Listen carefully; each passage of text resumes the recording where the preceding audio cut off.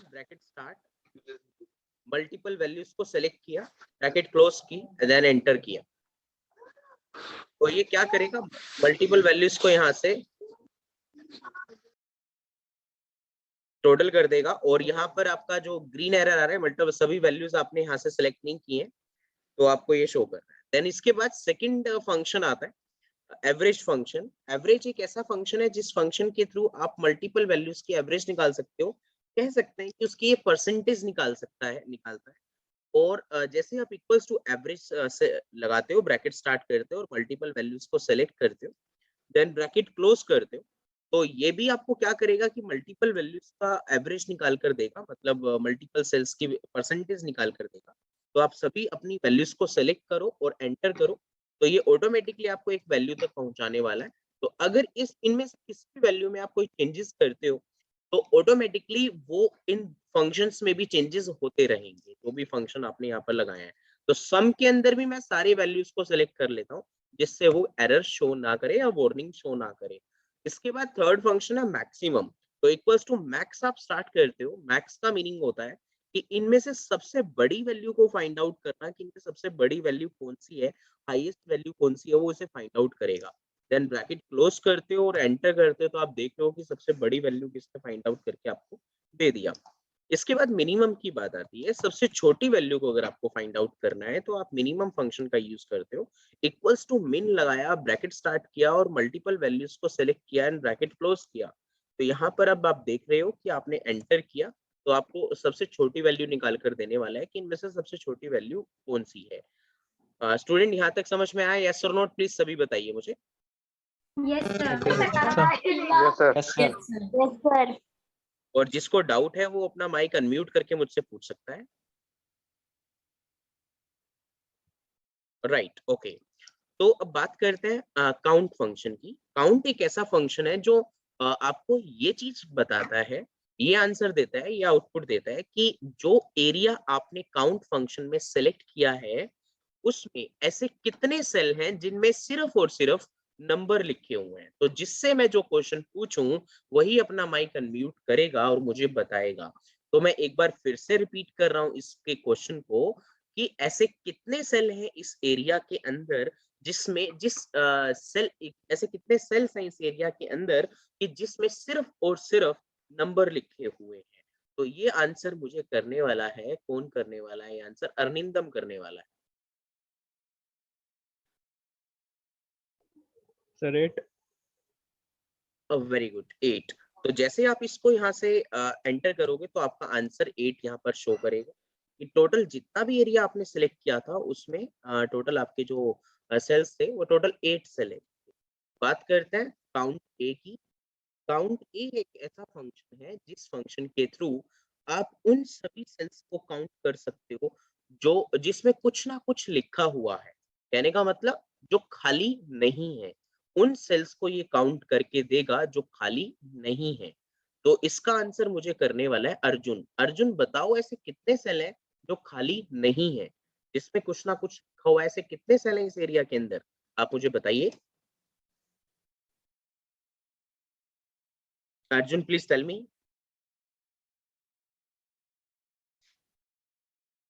अर्जुन आप मेरी बात सुन रहे हैं?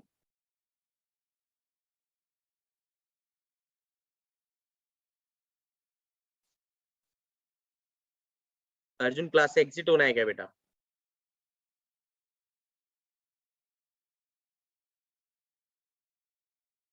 यस दीप्ति आप बताइए मुझे। सर 8। नहीं, एक बार फिर से काउंट करो कि ऐसे कितने सेल हैं इस एरिया के अंदर जिसमें जो नॉन ब्लैंक हैं, जो खाली नहीं है, जिसमें कुछ ना कुछ लिखा हुआ है, चाहे वो टेक्स्ट हो चाहे वो नंबर हो। खाली नहीं है। हाँ जी 18 बताओ दीप्ति। सर मुझे ये फंक्शन समझ नहीं आ रहा। बेटा मैं किसी से बात कर रहा हूँ तो उससे बात करने दो ना, जब तुम्हारी बारी आएगी पूछ लूंगा। सर पूछता हूँ ना लास्ट 15। में डाउट। हाँ 15। 15 ओके, काउंट करते हैं 3। हाँ वेरी गुड, 15 ही है, क्योंकि 3 कॉलम में लिखा हुआ है और बीच वाला जो बी वाला कॉलम है वो फ्री है।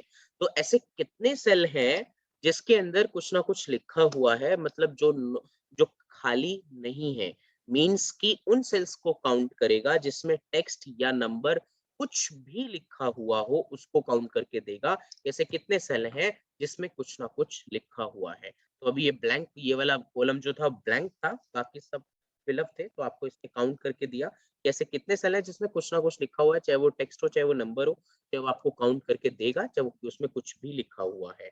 अब इन दोनों फंक्शन में किसी को डाउट है तो बताइए। Next one, equals to count if. Count if को थोड़ा ध्यान से समझना पड़ेगा, ये थोड़ा एडवांस फंक्शन है। काउंट इफ दो फंक्शन से मिलकर बना है। First one is count, second one is if. Count का मींस काउंटिंग करना सिलेक्टेड एरिया की, और इफ का मतलब कंडीशन लगाना, कि एक कंडीशन लगाकर अगर आप किसी डेटा को काउंट करना चाहते हो तो आप काउंट इफ फंक्शन का यूज करते हो। एग्जांपल है कि मुझे ऐसे वो सभी सेल्स काउंट करने हैं इस ए कॉलम में कि जिनके अंदर 50 से ऊपर नंबर लिखा हुआ है। जैसे कितने सेल हैं इस पूरे ए कॉलम के अंदर जिसमें 50 से ऊपर नंबर लिखा हुआ है, तो उन सभी सेल्स को काउंट करेगा जिसमें 50 से ऊपर नंबर है, तो उनकी काउंटिंग करके देने वाला है। तो आप यहाँ पर अरेंज के अंदर उस पूरे कॉलम को ध्यान से समझना। ये जो सिंटेक्स जब तक क्लियर नहीं होगा, मतलब जो नीचे कोई भी किसी भी फॉर्मूले के नीचे जो सिंटेक्स आता है, जो ऑप्शंस ये पूछता है, वो जब तक क्लियर नहीं होगा तब तक आप कोई फॉर्मूला अप्लाई नहीं कर पाएंगे। तो इसलिए मस्ट है कि काउंट इफ फंक्शन आप लगा रहे हो, देन ये जो रेंज फंक्शन है, रेंज पूछ रहा है आपसे। रेंज मतलब वो एरिया सेलेक्ट करो जिसमें से आपको आउटपुट लेनी है और जिसमें कंडीशन है। तो उस चीज को फाइंड आउट करने के लिए आपको काउंट इफ फंक्शन लगाना होता है और रेंज सेलेक्ट करनी होती है कि जिसके अंदर आपकी कंडीशन है या जिसके अंदर आपका आउटपुट है, उस कॉलम को सेलेक्ट करो जिसमें से डेटा आपको फाइंड आउट करना है। तो इसलिए रेंज के अंदर ये कॉलम आप सेलेक्ट करो, देन कोमा लगाओ। रेंज से क्राइटेरिया पे जाने के लिए आपको कोमा लगाना होगा, और क्राइटेरिया का मीनिंग है कंडीशन, कि आपकी कंडीशन क्या है। तो जो भी आपकी कंडीशन है, मींस जो भी आपका क्वेश्चन है, जो भी आपका लॉजिक है, वो आप क्राइटेरिया में लिखोगे, और वो भी इन्वर्टेड कोमा में। तो इन्वर्टेड कोमा मींस कि यहाँ पर इन्वर्टेड कोमा का क्या मीनिंग है वो सुनिए ध्यान से। कि जो भी कंडीशन आप डाल रहे हो वो ऑलवेज इन्वर्टेड कोमा में आती है। जैसे कि मैंने अभी आपको कहा कि मुझे वो वाले सारे सेल काउंट कर रहे हैं जिसके अंदर 50 से ऊपर नंबर लिखे हुए हैं, तो आप ये जो ग्रेटर देन 50 है, आपका जो लॉजिक है, आपकी जो कंडीशन है, उसको इन्वर्टेड कोमा में पॉइंट करेंगे ग्रेटर देन 50 से। अब मैंने सिर्फ ग्रेटर देन डाला है, अब इसमें अगर आप इक्वल्स टू भी डाल दोगे तो क्या होगा कि इक्वल्स टू 50 और मोर देन 50, 50 और 50 से ज्यादा। अगर मैं इक्वल्स ना डालता तो क्या होता, वो सिर्फ ग्रेटर देन 50 करता, कि जो 50 से ज्यादा है उन्हीं को लेगा। जो एग्जैक्ट कोई भी अगर 50 के इक्विवेलेंट हुआ तो उसको काउंट नहीं करेगा। बट यस, मैं अगर इसके साथ इक्वल्स को लगा दूंगा तो यहाँ पर उस चीज को भी काउंट करने वाला है कि जो 50 और 50 से ऊपर जो है उसको काउंट करके दे कि कितने सेल्स हैं। तो जैसे ग्रेटर देन इक्वल्स टू 50 आप डालते हो एंड एंटर करते हो, मींस के ब्रैकेट क्लोज करके एंटर करते हो, तब आपको ये काउंट करके देगा कि ऐसे कितने सेल हैं जिनके अंदर 50 से ऊपर नंबर लिखे हुए हैं, तो वो आपको काउंट करके दे रहा है। ऐसे एक और करते हैं इसी के तरह, कि मुझे वो वाले सारे सेल काउंट करने हैं, वो वाले सारे सेल काउंट करने हैं जो 50 और 50 से कम के सेल्स हैं। तो उसके लिए अगेन रेंज में आप पूरा कॉलम सेलेक्ट करोगे, कोमा लगाओगे, इन्वर्टेड कोमा में लेस देन और इक्वल्स टू 50 डालोगे, देन इन्वर्टेड कोमा क्लोज करोगे, ब्रैकेट क्लोज करोगे और एंटर करोगे, तो क्या होगा, उन सभी सेल्स को काउंट करके देगा जो 50 से कम है। इस वाले फॉर्मूले में अगर किसी को इशू है तो पूछिए। सर हमने जो इफ वाला फंक्शन पढ़ा था उसमें हमने पढ़ा था कि जहाँ पे भी टेक्स्ट आएगा उसको इन्वर्टेड कोमा में रखेंगे, बट यहाँ पे टेक्स्ट नहीं आ रहा, फिर भी हम उसको इन्वर्टेड कोमा में क्यों रख रहे हैं? कोई स्पेसिफिक रीजन?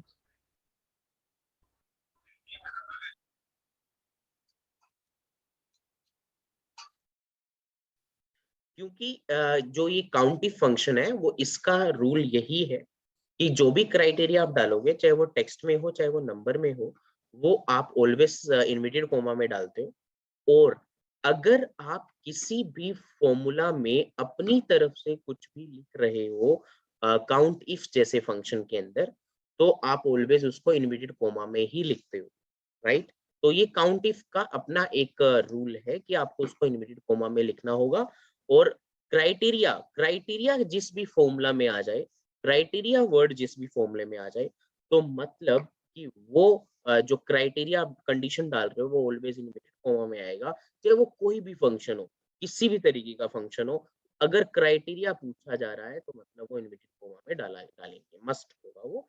और इसके अंदर जो है वो टेक्स्ट हो या नंबर हो, कुछ भी हो, बट वो इनवर्टेड कोमा में ही आएगा। Got it Pushpendra? Thank you sir, got it. And ऐसे ही एक और फंक्शन हम इसके साथ लगा सकते हैं कि जैसे काउंट इफ फंक्शन आप यहाँ पर अप्लाई कर रहे हो, जैसे कि मुझे ये फाइंड आउट करना है कि इस पूरे कॉलम में, मतलब ये जो जिसमें मैंने फंक्शन लिखे हुए हैं सम, एवरेज, मैक्सिमम, मिनिमम, इसमें मुझे फाइंड आउट करना है कि some word, only some word कितनी बार आया है, कितनी बार रिपीट हुआ है। अगर आप किसी एक वर्ड को ही फाइंड आउट करना चाहते हो कि ये वर्ड उसमें कितनी बार लिखा गया है, तो सेम एज आप काउंट इफ लगाओ, ब्रैकेट स्टार्ट करो, रेंज के अंदर पूरा एक कॉलम सेलेक्ट करो, देन कोमा लगा के इनवर्टेड कोमा के अंदर आप यहाँ पर सम सम लिखो इनवर्टेड कोमा में, ब्रैकेट क्लोज करो। अब ये आपको फाइंड आउट करके देगा कि ऐसे कितने सेल हैं जिनके अंदर आपने सम लिखा है इस पूरे कॉलम के अंदर, तो वो आपको फाइंड आउट करके देने वाला है। तो ये सिर्फ आपको इस सम लिखना है, इसमें ग्रेटर देन इक्वल्स टू का तो कोई मतलब ही नहीं बनता ना। तो ग्रेटर देन इक्वल्स टू और लेस देन तो वही लगते हैं जहां पर नंबर्स हो, तो इस बात का आप ऑलवेज ध्यान रखेंगे। Next one is product. तो प्रोडक्ट मीन्स कि आपको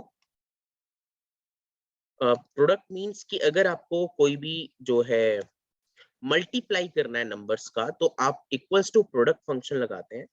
जिस जिस नंबर से मल्टीप्लाई करना है उनको नंबर्स को सबको डालो और बीच बीच में कोमा मेंशन कर दो कि 89 को मुझे 26 से मल्टीप्लाई करना है, तो एक प्रोडक्ट फंक्शन है हमारे पास जिससे मैं मल्टीप्लिकेशन कर सकता हूँ।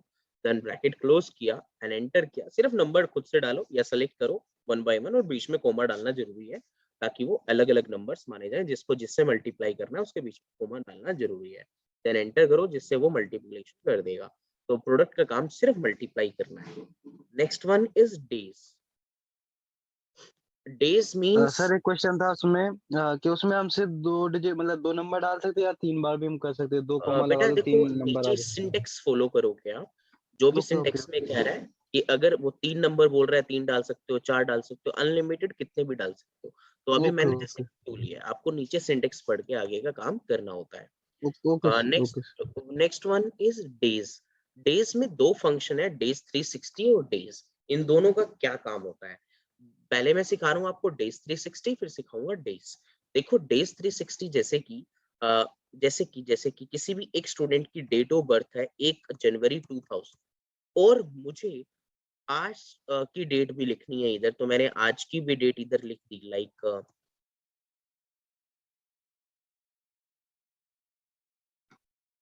तो ये 2 डेट मैंने इधर लिख दी, एक आज की डेट लिख दी मैंने और एक मैंने एक बर्थ डेट लिख दी किसी की। तो मुझे इन दोनों डेट के बीच में अगर डेज का डिफरेंस निकालना है तो मैं डेज 360 फंक्शन का यूज करता हूँ। तो आप जैसे ही डेज 360 के सामने यहाँ पर इक्वल्स टू डेज 360 लिखते हैं, ये जो मैंने सामने फंक्शन के नाम लिख रखे हैं ये सिर्फ आपको समझाने के लिए है। जरूरी नहीं है कि आपको पहले नाम लिखना है देन फंक्शन अप्लाई करना है, तो ऐसा समझे कुछ भी नहीं है। मेरे कहने का मतलब ये नाम लिखना जरूरी नहीं है, आप डायरेक्ट किसी भी सेल में डेज 360 जाकर लिख सकते हैं और अपना फॉर्मूला लगा सकते हैं। तो इक्वल्स टू डेज 360 आप यहाँ पर लगाओ और इस फॉर्मूले का मतलब होगा कि दो डेट के बीच के बेसिकली आपको ये डेज निकाल कर देगा कि इन दोनों डेट के बिटवीन कितने डेज का डिफरेंस है, तो वो आपको काउंट करके देने वाला है। जिसमें स्टार्ट डेट मैं चूज कर रहा हूँ 2000 की और एंड डेट मैं चूज कर रहा हूँ 2022 की।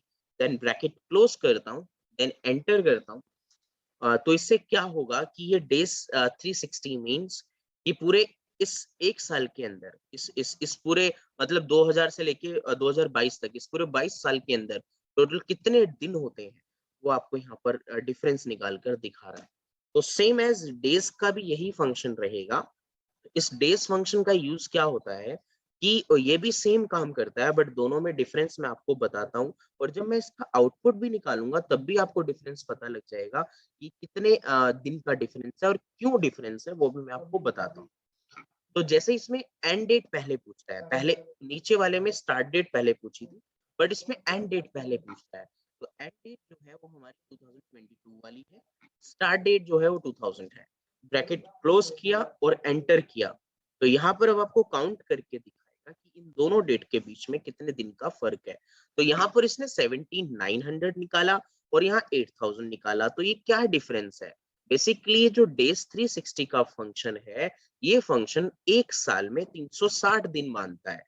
तो इसका जो काम है वो यूएसए में अपने कुछ क्रिसमस से रिलेटेड इनके कुछ पॉइंट्स हैं, तो वो यूज करते हैं यूएसए की कंट्री के अकॉर्डिंग। बट जो इंडियन कंट्री के अकॉर्डिंग या वर्ल्ड वाइड कंट्री के अकॉर्डिंग बात की जाए तो डेज फंक्शन चलता है, ये 365 दिन के हिसाब से चलता है। तो ये जो डेज 360 वाला रहेगा, ये एक साल में 360 दिन मानता है और ये 365 दिन मानता है। इन दोनों फंक्शन में अगर किसी को कोई डाउट है तो बताइए।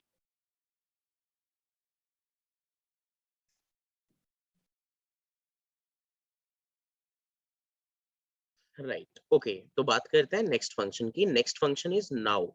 नाउ मीन्स कि अभी हमारे कंप्यूटर में क्या डेट और टाइम चल रहा है वो आपको निकाल कर देगा, ना कि मीन्स कि आपको इसमें कोई चीज सेलेक्ट नहीं करनी है। आप सिर्फ ब्रैकेट स्टार्ट एंड क्लोज करोगे और एंटर करोगे, तो ये आपको ऑटोमेटिकली फाइंड आउट करके देगा कि आपके कंप्यूटर में क्या डेट है और क्या टाइम है नाउ। तो राइट नाउ, तो ये वो एक्चुअल में आपको ये निकाल कर दे रहा है।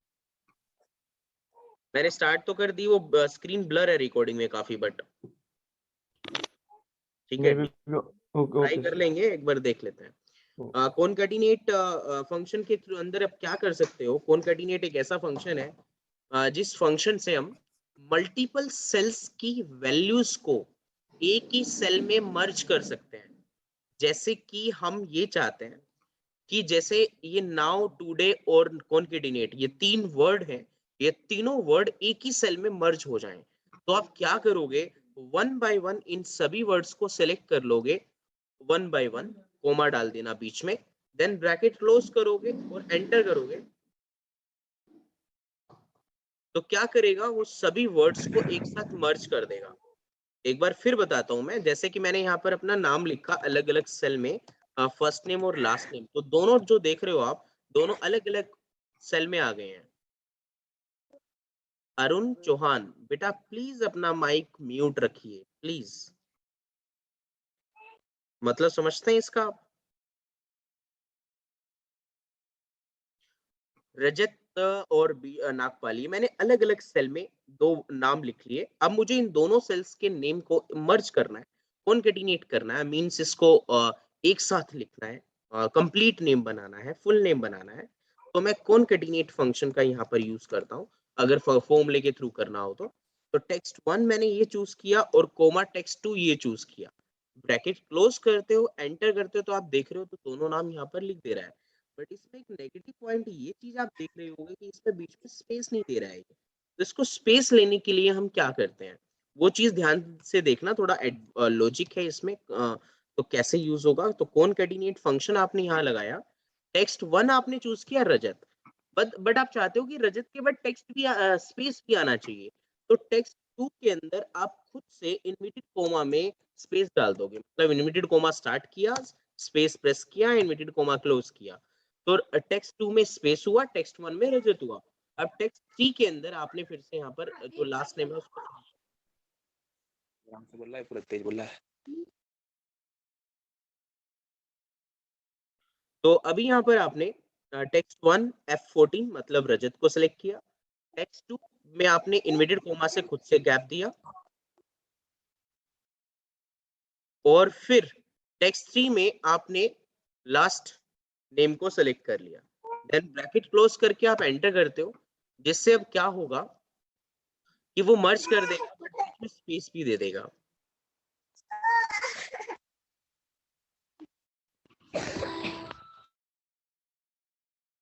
यस, तो ये था आपका पॉइंट।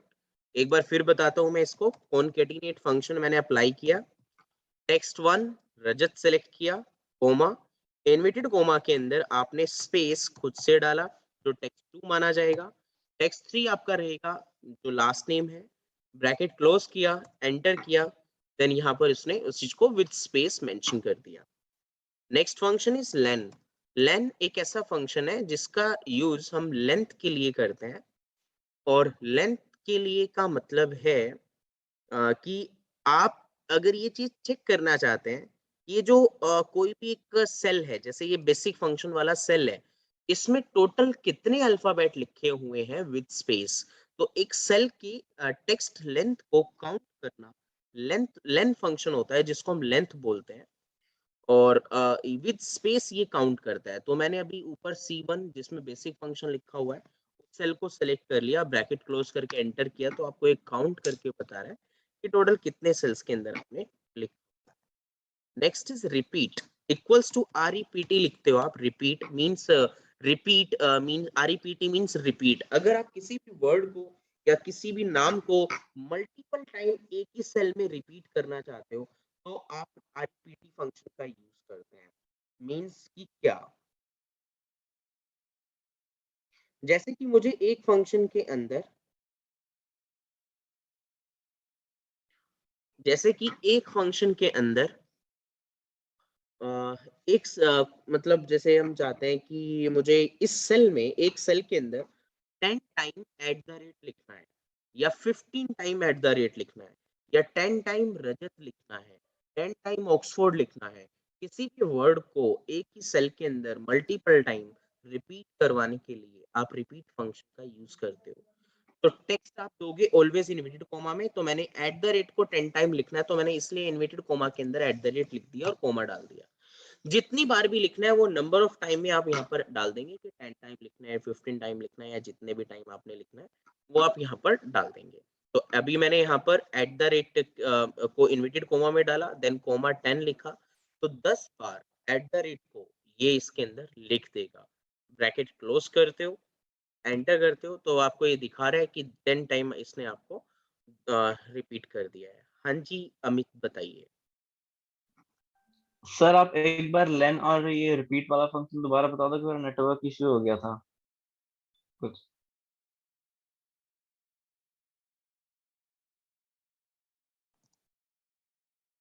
तो हेलो। फंक्शन एक ऐसा फंक्शन है जिस फंक्शन के थ्रू आप एक सेल के की लेंथ जो है काउंट कर सकते हो कि एक सेल में कितने लेटर्स लिखे हुए हैं। जैसे कि विद स्पेस काउंट करता है, जैसे लेन फंक्शन लगाया, ब्रैकेट स्टार्ट की, और कॉनकैटिनेट सेल को सेलेक्ट किया, ब्रैकेट क्लोज किया एंड एंटर किया, तो ये हमें बताएगा कि कॉनकैटिनेट जो वर्ड है वो कितने डिजिट्स के साथ है, कितने करेक्टर उसमें है, कितने स्पेस उसमें है।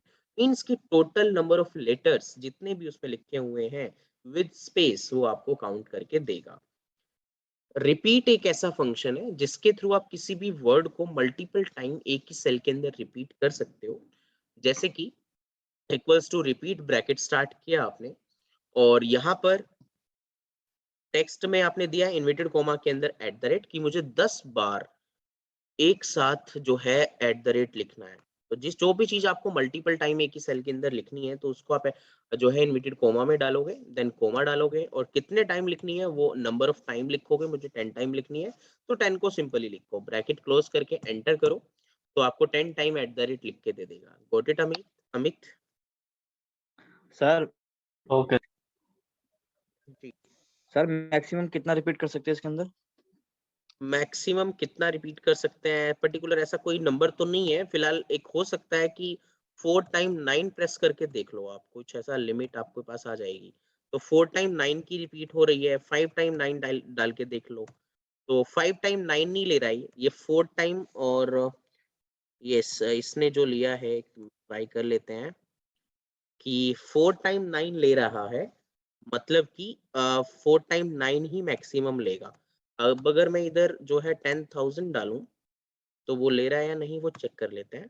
10,000 भी ले रहा है, तो आप ऐसे कुछ चेक करके देखना कि लास्ट क्या होगा। पर्टिकुलर कोई लिमिट होगी इसकी, बट इन करोड़ और इन लाख ही होगी, तो आप ट्राई कर लेना, ठीक है? शायद ना तो नेसेसरी नहीं होता होगा। क्या कह रहे हो? इतना तो नेसेसरी लिखना होता ही नहीं, वो क्या लिखेंगे उसमें, कुछ नहीं लिखना होता इतना रिपीट। वो डिपेंड करता है सिचुएशन पे। बाकी जो है मैक्सिमम हम 15-20 और 100 और 500 1000 तक ही लेंगे वैसे तो। बाकी 9999 ये दे रहा है, मतलब इससे भी ज्यादा है, 10,000 से ज्यादा है। तो मैं इसमें एक और ट्राई कर लेता हूँ कि 5 टाइम 9 इसने नहीं लिया था, तो मैं एक ट्राई कर लेता हूँ कि इसमें 20,000 ले रहा है या नहीं ले रहा। तो 20,000 भी ले रहा है, तो इस तरीके से एक बार अ, मैं यहाँ पर 1 लाख डालता हूँ। तो 1 लाख इसने नहीं लिया, मतलब उससे कम ही है इसकी वैल्यू। वो आप ट्राई कर लेना जो भी इसकी वैल्यू हो। And year frac means next function है ईयर फ्रैक। ईयर फ्रैक का मतलब दो डेट के बीच में ईयर का डिफरेंसेस निकालना। तो अभी जैसे हमने ऊपर यहाँ पर ये जो दो डेट के बीच में डेज का डिफरेंस निकाला था, बट अब हम ईयर फ्रैक के थ्रू जो है वो दो डेट के बीच में ईयर का डिफरेंस निकाल सकते हैं। और ईयर फ्रैक लगाया और यहाँ पर स्टार्ट डेट 2000 डाली और एंड डेट 2022 डाली, ब्रैकेट क्लोज किया, एंटर किया, तो ये 22 साल समथिंग महीने और समथिंग डेज पॉइंट डेसिमल में जो दे रहा है वो देगा यहाँ पर आपको। तो ये दो डेट के बीच में अगर आपको ईयर का डिफरेंस निकालना है तो ईयर फ्रैक का यूज करते हैं। Next function is round. Round एक ऐसा फंक्शन है जिस फंक्शन के थ्रू आप किसी भी वैल्यू को राउंड ऑफ कर सकते हो। सपोज मैंने यहाँ पर एक वैल्यू लिखी 56.53। तो अब मुझको इसको राउंड ऑफ करना है कि या तो ये 57 रुपीज हो जाए या 56 रुपीज हो जाए। तो बेसिकली राउंड फंक्शन क्या करेगा, वो ऑटोमेटिकली इस चीज को फाइंड आउट करेगा कि अगर 50 पैसे से ऊपर डेसिमल हुआ, जैसे 0.53 जो है वो 50 पैसे से ऊपर, तो राउंड फंक्शन उसे क्या करेगा, राउंड फंक्शन बेसिकली उसको राउंड ऑफ कर देगा अप की तरफ, मतलब 57। तो मतलब अगर उसकी डेसिमल वैल्यू 50 पैसे से ऊपर होती है तो वो इंक्रीज कर देता है, मतलब उस वैल्यू को एक नंबर आगे बढ़ा देगा। और अगर 50 पैसे बढ़िया है हमारे। अगर वो 50 पैसे से कम होती है तो वो फिर 56 हो जाएगा। तो इसको अप्लाई करके देखते हैं। जैसे इक्वल्स टू राउंड फंक्शन आपने लगाया, इस सेल को सेलेक्ट किया, देन कोमा, नंबर में आपने ये सेल सेलेक्ट करना है, नंबर ऑफ डिजिट, मतलब आपको कितने डेसिमल चाहिए। डेसिमल अगर आपको प्रॉपरली हटाने और टोटली इसको राउंड ऑफ करना है तो यहाँ पर ऑलवेज 0 आता है अगर आपको सारे डेसिमल हटाने हैं और इस वैल्यू को 56 या 57 करना है, इसके डेसिमल राउंड ऑफ हो जाए। तो इसलिए आप यहाँ पर नंबर ऑफ डिजिट में 0 लिखोगे कि डेसिमल नहीं आने चाहिए। देन ब्रैकेट क्लोज करते हो, एंटर करते हो, जिससे क्या होगा कि आप उसको राउंड ऑफ कर पाएंगे। अब जैसे अगर इधर लिखा होता 56.43 तो वहां पर 56 हो जाता, तो आप ये चीज देख पा रहे हो।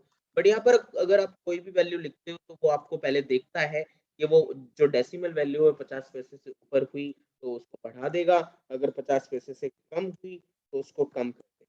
इस फंक्शन में अगर किसी को डाउट है तो पूछिए। सर अगर इस वाले में पॉइंट ही ना हो तो फिर ये कैसे वो करेगा? तो एक्चुअली रहेगी ना वो जो है 101, जैसे देखो एक 102 लिखा तो 102 है, मतलब 102 राउंड ऑफ सेम ही आ जाएगा। सेम ही आ जाएगा, वो सिर्फ ये सिर्फ डेसिमल को राउंड ऑफ ये सिर्फ वर्क तब करेगा जब डेसिमल में है number, right? Right. Okay, thank you. And next one है राउंड डाउन। राउंड डाउन एक ऐसा फंक्शन है जिस फंक्शन से ऑलवेज वो डाउन ही करता है। जैसे कि अभी ऊपर राउंड वाले में वो पहले चेक कर रहा था कि 50 पैसे से ऊपर है तो वो अप कर देगा, 50 पैसे से नीचे है तो नीचे डाउन डिक्रीज कर देगा। But round down always decrease ही करता है, चाहे डेसिमल 50 पैसे से ऊपर हो चाहे कम हो, वो ऑलवेज नीचे ही लेके आएगा। क्या मतलब हुआ इस बात का, वो देखिए। जैसे कि अभी यहाँ पर नंबर मैंने चूज किया 102 कोमा और डेसिमल लगाया 0, ब्रैकेट क्लोज करते हैं। अब यहाँ पर मैं 102.60 लिख रहा हूँ, तो आप देख रहे हो कि यहाँ पर इसने क्या किया, 102 में इसने डाउन वाले में क्या किया, 102.6 लिखा हुआ है मैंने, बट इसने 102 कर दिया। बट इधर चाहे मैं 10543 लिखूं तो भी यहाँ देखो 102 है। तो डाउन का मतलब ऑलवेज डाउन ही करेगा, चाहे वैल्यू 50 पैसे से ऊपर हो चाहे 50 पैसे से नीचे। ऐसे ही राउंड अप है, राउंड अप का भी काम यही होता है कि राउंड अप में आप ऑलवेज अप ही करेगा, चाहे वो 50 पैसे से ऊपर हो चाहे नीचे हो। तो अब सेल को आपने सेलेक्ट किया, कोमा लगाया, 0 लिखा, ब्रैकेट क्लोज किया एंड एंटर किया, तो वो क्या करने वाला है कि उस चीज को फाइंड आउट करके देगा आपको कि अप ही करेगा, चाहे इसके अंदर अब यहाँ पर आप 102.63 ही क्यों ना लिख दे तो भी वो ऑलवेज अप ही करने वाला है, क्योंकि राउंड का काम अप करना है, डाउन का काम डाउन करना है। और डाउन और सिर्फ राउंड का मतलब चेक करना है कि एवरेज बेस पर कि 50 पैसे से ऊपर है तो अप करेगा, 50 पैसे से डाउन है तो डाउन करेगा। इन तीनों फॉर्मूलेस में अगर किसी को कोई डाउट है तो पूछिए। Next function is column. Column एक ऐसा फंक्शन है जिस फंक्शन के थ्रू आप मल्टीपल सेल्स मतलब कॉलम को काउंट कर सकते हो। ध्यान से समझना कि मुझे अगर ये पता करना है कि ये जो जी कॉलम है ये कितना नंबर कॉलम है। जी वर्ड से तो पता लग रहा है कि जी कॉलम है वो, बट अगर मैं इसको 1 2 3 में काउंट करना चाहूं तो कितना होगा। तो जैसे मैंने जी को सिलेक्ट किया, मतलब जी में किसी भी सेल को सिलेक्ट किया और ब्रैकेट क्लोज किया, जिसमें आपको ये बताएगा सिर्फ कि जो जी कॉलम है ये कितना नंबर कॉलम है। ए से स्टार्ट करते हुए काउंट करने वाला है तो 7 नंबर कॉलम है। सेम एज कॉलम्स, इसमें मल्टीपल कॉलम्स आप सेलेक्ट करते हो, जैसे कि आपने मल्टीपल कॉलम्स यहाँ पर आपने सेलेक्ट किए। कर लो, आप थोड़ा धीरे बोल लेना, ठीक है, वो कर लो, कोई नहीं, कर लो आप कर लो। तो आप जैसे कॉलम्स का काम है, कॉलम्स में क्या होता है कि मल्टीपल कॉलम्स को जब आप सेलेक्ट करते हो, इन मल्टीपल कॉलम्स को सेलेक्ट करके ये आपको काउंट करके बताता है कि टोटल कितने कॉलम आपने सेलेक्ट किए हैं। तो अभी तो ये आपको बता रहा था कि कितना नंबर कॉलम आपने सेलेक्ट किया ओनली कॉलम से, बट कॉलम्स से आप क्या कर सकते हो, मल्टीपल सेल्स को चूज कर सकते हो, मल्टीपल कॉलम्स को चूज कर सकते हो और ये आपको बताएगा कि टोटल कितने कॉलम आपने चूज किए, मतलब कितने कॉलम सेलेक्ट किए हैं। तो आपको टोटल नंबर ऑफ कॉलम निकालने हो तो कॉलम्स का यूज करोगे, किसी एक कॉलम का पता करना हो कि कितना नंबर कॉलम है तो ओनली कॉलम का आप यूज करोगे। तो इन दोनों फंक्शन में कोई डाउट है तो पूछिए। और सर अगर हम जिस सेल पे हमने क्लिक किया है और हमें जानना है कि हम किस नंबर कॉलम पे हैं, तो अभी तो आपने जैसे आपको जी का कॉलम बताया फंक्शन, मुझे। इसी के नीचे कॉलम फंक्शन आपको लगाना पड़ेगा कि कितने नंबर कॉलम पे आओ, ठीक है। आसपास कहीं पर भी कॉलम फॉर्मूला लगा लेना तो आपको बता देगा। जैसे कि अभी ये डी है, मैं डी पे भी काम कर रहा हूँ, मुझे पता करना है कि कितना हम्म नंबर, तो आप इसी के आसपास कहीं पर भी ओनली कॉलम फंक्शन यहाँ पर जो है लगा देना और इसमें से कोई भी सेल चूज करके ब्रैकेट क्लोज करना, जिससे आपको फाइंड आउट करके बता देगा कि ये 4 नंबर कॉलम पे काम कर रहे हो आप। सर ये जो आपने कॉलम्स ओके। वाला किया इसमें 5 आया, ये 5 इसलिए आया क्योंकि आपने 5 ही चूज किए थे। यस, 5 ही चूज किए थे। जैसे कि मैंने यहाँ पर अभी मल्टीपल कॉलम्स चूज कर लिए हाँ कि अभी जैसे मैंने ए से लेकर सी तक के कॉलम सेलेक्ट किए, तो बताओ क्या आंसर आएगा। 3। 3। तो ऐसे जितने भी कॉलम मैं सेलेक्ट करूंगा तो वो अच्छा टोटल नंबर ऑफ कॉलम मुझे बताएगा कि टोटल कितने कॉलम आपने सेलेक्ट। ठीक है सर।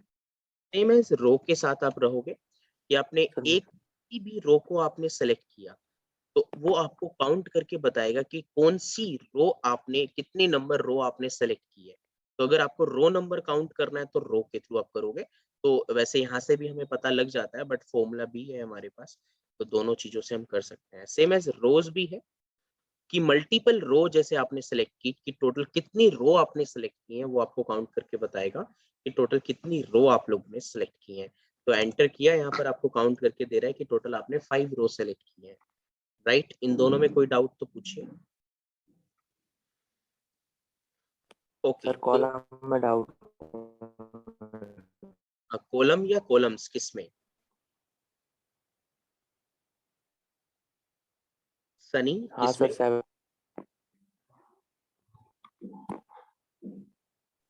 7 वैल्यू लिखे है ना सर, वही। जिसमें हमें ये बताएगा कॉलम के अंदर कि कितना नंबर कॉलम आपने सेलेक्ट किया है। जैसे कि मैंने अभी यहाँ पर एच को सेलेक्ट किया, एच में किसी भी सेल को सेलेक्ट किया, अभी स्टार्टिंग से काउंट करके बताएगा कि एच जो है वो कितना नंबर कॉलम है। ए से काउंट करते हुए टोटल एच तक काउंट करेगा, मींस कि टोटल कितना नंबर कॉलम आपने सेलेक्ट किया है, एच कितने नंबर कॉलम पर है वो आपको बताएगा। Got it Sunny? सर वो तो दिख रहा है सर, H18 नॉर्मल। नहीं, वो तो बेटा कॉलम है ना, हाँ सर। मींस कि मैंने आई को ये वाला सेलेक्ट किया, ठीक है, हाँ सर। I17 सेलेक्ट किया तो I17, अब I नंबर कॉलम, मेरे को 17 से कुछ नहीं लेना देना, वो तो रो नंबर है। मेरे को I पता करना है कि I जो है वो कितना नंबर कॉलम है। हाँ तो सर, आपको समझ गया सर। और बताइए, बस सर, थैंक यू। और कोई किसी को डाउट बेटा इसमें पूछिए प्लीज। अमित कुछ पूछना तो नो पूछ रहे हो? No no sir. ओके, और कोई? ठीक है, तो आज के लिए हम इतने ही फंक्शन करेंगे। वी लुकअप और एच लुकअप नेक्स्ट क्लास में करते हैं, और इसके साथ मैक्रोज भी व्यू टैब का नेक्स्ट क्लास में करेंगे, और नेक्स्ट क्लास में बेसिक एक्सेल को हम फिनिश कर लेंगे। सर एक बार वो पीएमटी वाला फॉर्मूला बता दो तो प्लीज, मैं लगा हाँ रही थी, लग नहीं हाँ, रहा मैं था। बता देता हूँ, जैसे आपने लोन रेट और ईयर यहाँ पर लिखा कि आप अगर 5 लाख का लोन ले रहे हो और 5% पे ले रहे हो, 5 इयर्स के लिए ले रहे हो, अब आपको यहाँ पर पीएमटी निकालना है, मतलब ईएमआई निकालना है। तो ईएमआई कैसे निकालना है? इक्वल्स टू पीएमटी लगाया, ब्रैकेट स्टार्ट किया आपने, रेट में आपने सेलेक्ट किया 5%। ध्यान रखना कि इस वर्ड को सिलेक्ट नहीं करना, इस पूरे को सिलेक्ट नहीं करना, सिर्फ और सिर्फ 5% को सिलेक्ट करना है। डिवाइड बाय 12 करना है, देन कोमा, उसके बाद एनपीईआर, नंबर ऑफ पीरियड मतलब नंबर ऑफ इंस्टॉलमेंट कितनी है। मैंने कहा 5 इयर्स है, तो 5 इयर्स मतलब 5 साल में कितनी इंस्टॉलमेंट होती है? 60। तो 5 को इंटू 12 करना होगा ताकि वो 60 इंस्टॉलमेंट काउंट कर ले। नेक्स्ट है पीवी, मीन्स प्रेजेंट वैल्यू या प्रिंसिपल वैल्यू भी बोलते हैं इसको, पीवी को। और तो पीवी मीन्स 5 लाख है। इसे सेलेक्ट करके ब्रैकेट क्लोज करो, एंटर करो, तो वो आपको निकाल कर दे देगा। राइट मनीषा? ओके सर, मैं ट्राई करती हूँ आज दोबारा से। सर एक बार फिर से मैं आप समझाने लोगों वाला के साथ ये शीट मैं आप लोगों के साथ शेयर कर दूंगा आज, और जो है इसके उसके ऊपर प्रैक्टिस कर लेना। हाँ जी आयुष बताइए। सर, एक और बार फिर से समझाना पीएमटी वाला। हाँ देखिए, equals to PMT bracket start, जिसमें आप क्या करते हो कि अगर आपको ईएमआई निकालनी है तो आप पीएमटी फंक्शन का यूज करते हो। लाइक रेट है हमारा 5%, ये 5% रेट है बट 1 साल के हिसाब से। आपको ईएमआई निकालनी होती है मंथली बेसिस पर, तो इसलिए इस रेट को सिलेक्ट करते ही डिवाइड बाय 12 करना होता है। Then comma, NPER number of period, total कितने इंस्टॉलमेंट के लिए, कितने महीनों के लिए आपने लोन लिया है, वो महीने आपको यहाँ पर बताने होंगे। तो ये जैसे 5 ईयर है, इसको मैं इंटू 12 कर दूंगा तो मंथ निकल जाएंगे। तो 5 इंटू 12 मतलब 60, वो अपने आप निकाल लेगा। पीवी मीन्स प्रिंसिपल वैल्यू, कितनी अभी प्रिंसिपल प्रेजेंट वैल्यू है, कितने रुपए का लोन आपने लिया है वो सेलेक्ट करो एंड एंटर करो, जिससे आपको ईएमआई निकाल कर देगा। ओके आयुष? Okay sir. और कुछ सर वो मुझे वो डाउट था कल का। जी बताइए। वो मैंने ना एक सेल को एक्सटेंड किया काफी, और उसमें मैंने मल्टीपल नंबर लिख दिए एल्ट एंटर करके। जैसे कि आपने ऐसा फिर लिखा उसमें होगा, सर जैसे आपने फॉर्मूला, यहाँ कुछ लिख रहे हो, आप ओल्ड एंटर प्रेस कर रहे हो, ऐसे से कर रहे हो? हाँ सर, मतलब कि हाँ हाँ बस ऐसे ही। हाँ, नहीं, यहाँ बट पे मैंने ऐसे, मल्टीपल नंबर लिख लिए, हाँ फिर ऐसे वहाँ पे नहीं करना, फॉर्मूला काम नहीं कर रहा था। ऐसे नहीं करना। आप क्या ओके करोगे, आप अगर एक ही सेल के अंदर मल्टीपल नंबर्स लिखते हो तो वो ऑलवेज पहले से पहले वाले नंबर को ही फाइंड कोई कैलकुलेट करेगा। तो आपको अलग अलग सेल में ओके लिखना पड़ेगा। अगर आप एक ही सेल के अंदर multiple number old enter enter करके लिख रहे हो तो वो पॉसिबल नहीं है, मतलब वो गलत लिख ओके रहे सर। हो। ठीक है? Okay okay sir. Okay sir. तो ये था आज का हमारा काम। ये शीट मैं आप लोगों के साथ शेयर कर दे रहा हूँ अभी, और ओके सर। इसके ऊपर अच्छे से प्रैक्टिस कर लेना, और जो भी डाउट हो मुझसे नेक्स्ट क्लास में ले लेना। और अभी मैं एक अटेंडेंस ले रहा हूँ, उसके बाद आप फाइंड अप कर। Okay sir. सर इसमें जो लास्ट ऑप्शन था वी लुकअप एच लुकअप, उसमें क्या करना होता है? बेटा वो मैं नेक्स्ट क्लास में बताऊंगा, नेक्स्ट क्लास में बताऊंगा।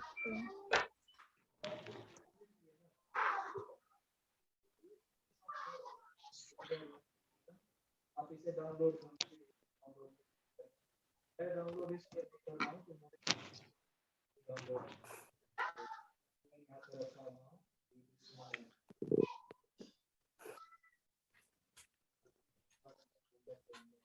कौन गया अभी छोड़ के क्लास को?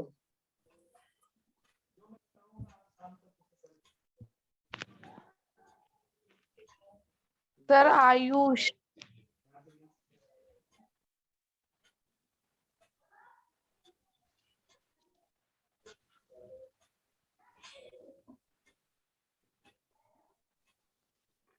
अमित आयुष क्यों चला गया यार, क्या जल्दी थी उसको? हाँ जी sir.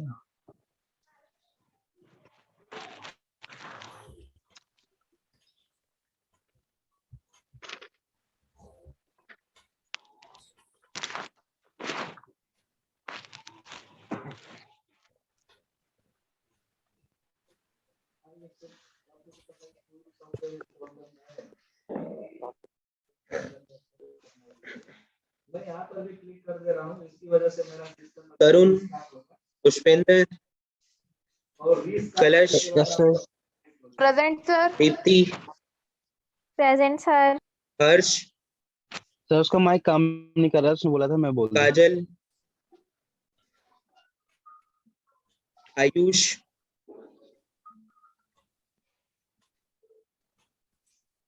Amit, Srishti, present sir. Arun, yes sir. Arjun, sorry sir वो Yes, sir. नेटवर्क इशू हो गया था। Manisha, yes sir. ध्यान रखा करो Ayushi, Nida, Kanishka, Sunny, yes sir. Arindam, yes sir. Harsh. Tarun क्यों नहीं आया पता है आपको? सर वो ना उसने ना 12 बजे के बाद पूछा था क्लास हो रही है या नहीं, वो सो रहा है। कम में है सब।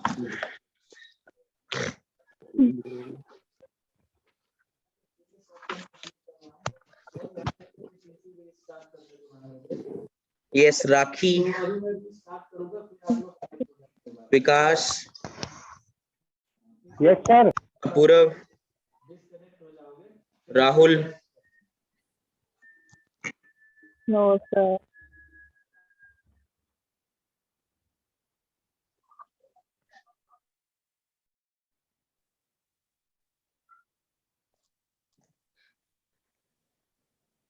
अपूरव है गया, है सर वो है।